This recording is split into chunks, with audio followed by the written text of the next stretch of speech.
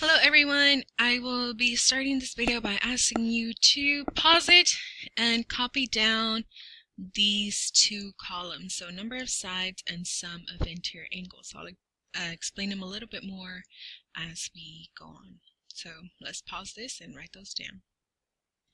So a little explanation, we will be doing interior and exterior angles today, and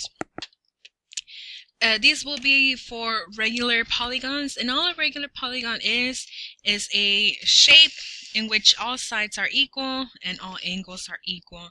So these are a little bit of the common ones that we usually work with.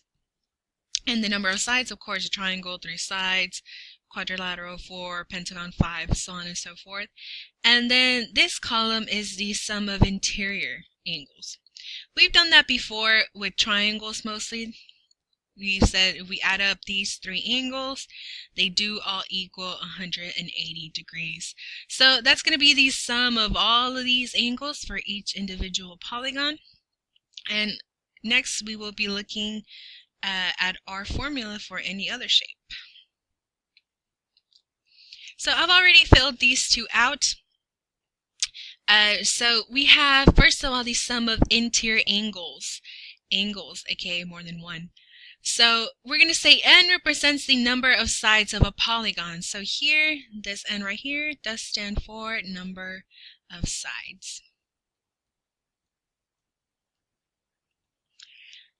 So when n represents the number of sides of a polygon, then the sum of interior angles, aka S, can be found using this formula.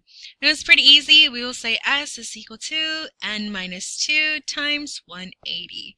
And all of this can be put into our calculator at the same time, so we don't have to do this in 2 steps.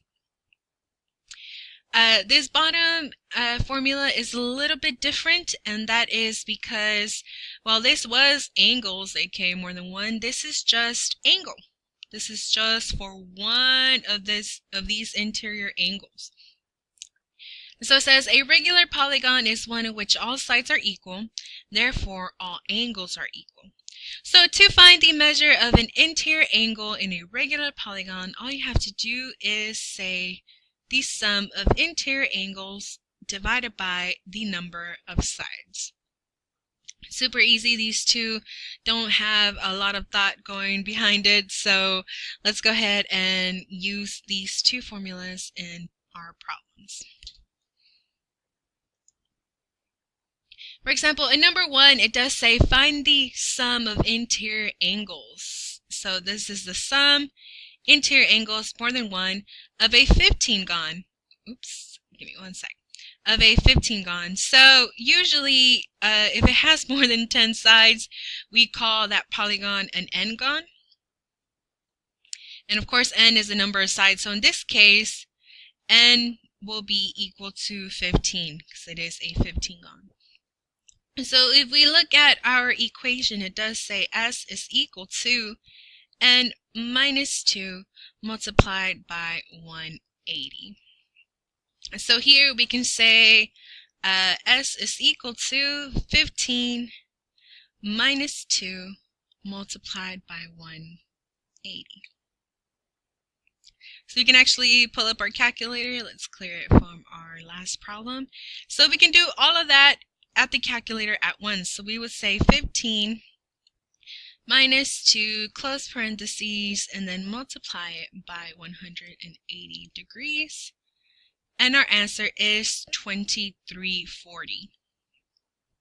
So here the sum of all of those interior angles does equal 2340 degrees. Number 2 is still the sum of interior angles. It is a 21gon, so that would look a little bit like this. Super easy. There's nothing much going on there. Number 3 and number 4, this is a pentagon, so I know that is equal to 5 sides. And therefore, pentagon's pretty easy. We know that the sum of interior angles, that's going to be 540. If we look at the notes, the notes that we started off with, So because this is each interior angle, just one, we're going to use our smaller equation. So we will say S divided by N. Like I said, pentagon's pretty common. So due to our notes, we could see that that is 540 divided by the number of sides, which is just 5.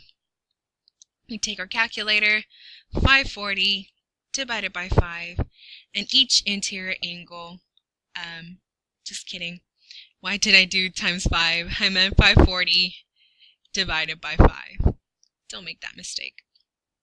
That is 108. I was wondering why that was so big. But this is 108, so here each of these angles does equal 108 degrees. Number 4 is different because we don't readily know what that equals. So again, it still stays the sum of the interior angles divided by our n. But since we do not know s yet, we have to find it for ourselves. That's fine. All we have to do here is use our sum of interior angles formula. 18 minus 2 multiplied by 180 divided by the number of sides, that is 18.